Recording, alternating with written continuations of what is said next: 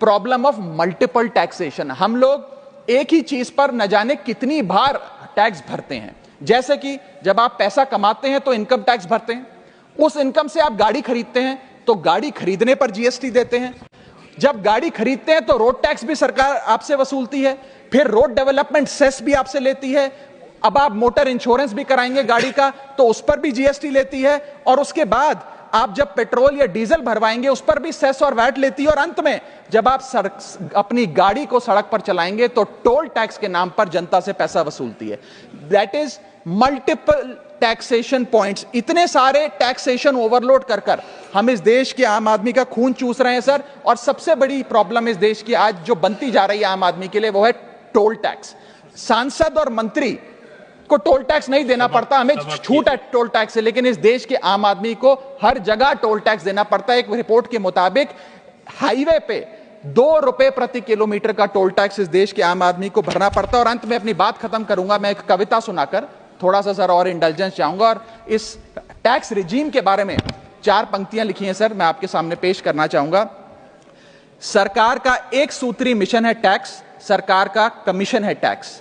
जगने पे टैक्स, सोने पर टैक्स, हंसने पर टैक्स, रोने पे टैक्स, खाने पे टैक्स, पीने पे टैक्स, बच्चों की पढ़ाई पे टैक्स, बुजुर्गों की दवाई पर टैक्स, फसलों की बुआई पे टैक्स, ट्रेन और यात्रा हवाई जहाज पर टैक्स, खरीदने पर टैक्स, बेचने पे टैक्स, फैलने पे टैक्स, समेटने पे टैक्स, सड़क पे टैक्स, आसमान पे टैक्स, गाड़ी पे टैक्स, मकान पे टैक्स, सपनों पर टैक्स, अरमान पे टैक्स, खुशी पर टैक्स, मुस्कान पर टैक्स, दिन रात की गाड़ी कमाई पर टैक्स, किताब पर टैक्स, सियाही पर टैक्स, सब्जी पर टैक्स, मिठाई पर टैक्स, सरकार जनता से वसूल रही है बीजेपी से दिल लगाई पर टैक्स। बहुत नमस्कार, आप देख रहे हैं खबरवती न्यूज और बिहाइंड द हेडलाइन सीरीज में आपका स्वागत है। तो आज हम बात करेंगे भारत का टैक्स सिस्टम, इसके बारे में, जो कि एक ऐसा विषय है जिसके बारे में हम में से ज्यादातर लोग सिर्फ टैक्स रिटर्न भरने तक ही सोचते हैं। लेकिन क्या आपने कभी सोचा है कि ये सिस्टम कैसे काम करता है, क्या है इसके पीछे की जटिलताएं? आज हम इसे समझेंगे और साथ ही देखेंगे क्या टैक्स चुकाने के तरीकों में सुधार की जरूरत है। भारत का टैक्स सिस्टम मुख्य रूप से डायरेक्ट टैक्स और इनडायरेक्ट टैक्स में बटा हुआ है। डायरेक्ट टैक्स वो है जो व्यक्तिगत आय, कॉर्पोरेट लाभ या संपत्ति पर लगाए जाते हैं। वहीं इनडायरेक्ट टैक्स जैसे जीएसटी वो है जो वस्तुओं और सेवाओं पर लगाए जाते हैं। इनकम टैक्स स्लैब्स की बात करें तो हर साल सरकार अपने बजट में टैक्स स्लैब्स में बदलाव करती है जिससे आम नागरिकों को फायदा हो सके। लेकिन क्या ये वास्तव में हर किसी के लिए सरल है? ये स्लैब सरल दिखने के बावजूद व्यवहारिक रूप से बहुत मुश्किल होती है, क्योंकि डिडक्शन, छूट और छिपे हुए टैक्स के रूप में बहुत कुछ होता है। उदाहरण के लिए HRA, 80C और 70C के तहत मिलने वाली छूटें, इनमें लोग टैक्स बचाने के तरीके अपनाते हैं। जीएसटी एक क्रांतिकारी बदलाव या सिरदर्द। जीएसटी एक ऐसी व्यवस्था जिसे लागू करने से पहले टैक्स की क्रांति कहा गया था, लेकिन क्या यह वाकई उतनी प्रभावी रही है जितना कि इसका बस प्रचार हुआ है? जीएसटी लागू होने के बाद से हर व्यापारी को टैक्स रिटर्न भरना अनिवार्य हो गया, लेकिन छोटे और मंझले व्यापारी इसे लेकर असमंजस में हैं। कई बार यह उनके लिए बोझ बन जाता है।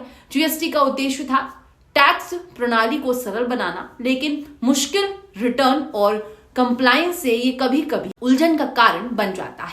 जैसे कि हाल ही में जैसलमेर में जीएसटी काउंसिल की 55वीं बैठक शुरू हुई थी। इस बैठक में कई फैसले लिए गए थे। बैठक की अध्यक्षता केंद्रीय वित्त मंत्री निर्मला सीतारमण कर रही थी। मीडिया रिपोर्ट्स के हिसाब से ऑटोक्लैड एरेटेड कंक्रीट यानी कि AAC ब्लॉक्स जिनमें 50% से ज्यादा फलाई ऐसे होता है, उन्हें HS कोड के तहत रखा गया। इस बदलाव के बाद इन ब्लॉक्स पर 18% की बजाय 12% जीएसटी लगाई जाएगी। पॉपकॉर्न खाना हो गया है महंगा। फोर्टिफाइड चावल के टैक्स स्ट्रक्चर को सरल करते हुए काउंसिल ने इस पर 5% जीएसटी लगाने का निर्णय लिया है, चाहे इसका उपयोग किसी भी उद्देश्य के लिए हो। वहीं रेडी टू ईट पॉपकॉर्न पर भी टैक्स दरों को लेकर पूरी डिटेल सामने आ गई है। साधारण नमक और मसालों से तैयार पॉपकॉर्न अगर पैकेट और लेबल्ड नहीं है तो 5% जीएसटी लगेगा। वहीं पैकेज और लेबल्ड होने पर यह दर 12% होगा, जबकि चीनी जैसे कैरमल से तैयार पॉपकॉर्न की जो टैक्स दर होगी वो 18% होगी। कुछ लोगों को ये समझ नहीं आया होगा, लेकिन ये ऐसा ही है। पुरानी और इस्तेमाल की गई गाड़ियों जिनमें इलेक्ट्रिक वाहन भी शामिल है, उसकी बिक्री पर जीएसटी दर 12% से बढ़कर 18% कर दिया गया है। बीमा मामलों पर निर्णय को फिलहाल स्थगित कर दिया गया है। इस मुद्दे पर मंत्रियों के समूह की बैठक में सहमति नहीं मिल पाई है, इसीलिए इसे आगे की जांच के लिए भेजा गया है।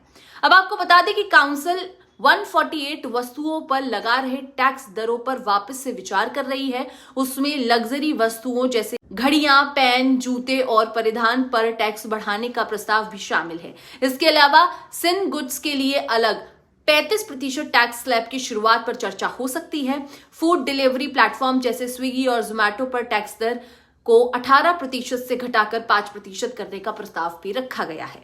अब बताओ, इंसान पॉपकॉर्न भी टैक्स दर देखकर ही खाएगा। हालांकि हाल ही में ऐसी खबर आई थी कि कैरमल पॉपकॉर्न पर 18% जो जीएसटी लगाया गया है उसे हटा दिया गया है। महंगाई आसमान छू रही है और आपको बता दूं कि हम लोग बढ़ी हुई महंगाई का भी टैक्स दे रहे हैं। वो कैसे, ये आप वीडियो देख लीजिए। देश में इन्फ्लेशन पर भी जीएसटी लग रहा है। वो कैसे लग रहा है? एक प्रोडक्ट जो 100 रुपए का बिकता था उस पे 18% जीएसटी हुआ करता था।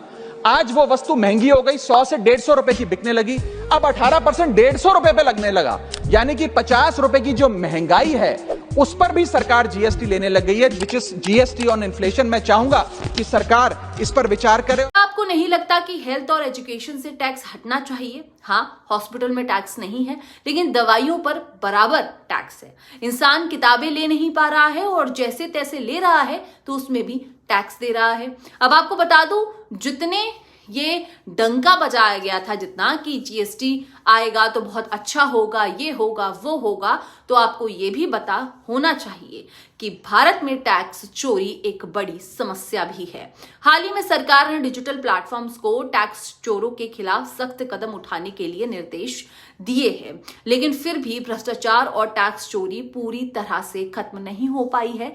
इन सभी बातों को सुनने के बाद क्या आपको लगता है कि भारत का टैक्स सिस्टम सचमुच पारदर्शी और सरल है? क्या हमें टैक्स प्रणाली में बदलाव की जरूरत है? अपनी राय हमें कमेंट बॉक्स पे जरूर बताएं कि आपको इस पर क्या लगता है कि हम खा रहे हैं तो टैक्स दे रहे हैं, कहीं घूमने जा रहे हैं तो टैक्स दे रहे हैं। ये तो मैंने बहुत बड़ी बात कर दी।